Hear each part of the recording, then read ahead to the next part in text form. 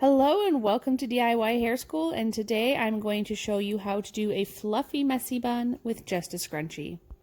To get the messy fluffy look, you want to do this on clean hair that you have used volumizing products, shampoo and mousse to blow dry in, and that's just going to help create a little bit more volume and help the shape hold. Now we're going to put the hair up into a ponytail, and I like to do this with my hands, not with a brush, because a brush will make the ponytail a lot tighter. You're going to do the ponytail flip that I use for a lot of my messy bun tutorials. I'm going to show you from the front and then again from the back. And just a piece of advice, this technique is actually easier if you go faster.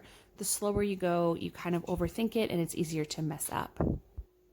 Once you've plopped your bun down and pulled your scrunchie down, you are just going to fluff and pull your hair apart. You want to pull both side to side, but also forwards and backwards so that you don't just create a long sausage shape. You want to create fullness all the way 360 degrees around the bun shape. You'll just keep fluffing and pulling until you like the way it looks, and then once you like how it looks, you can add a little bit of hairspray if you're planning on wearing the style all day. You can also add some bobby pins to the perimeter to help secure everything.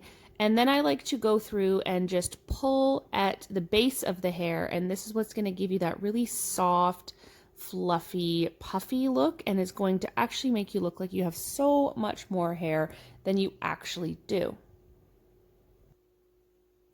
Now you will see when I show you the view from the back, there are going to be some gaps where you can see the scrunchie. This is why I use a scrunchie that matches my outfit and in a satin material, so I think it looks cute, but you can also use bobby pins to close those gaps.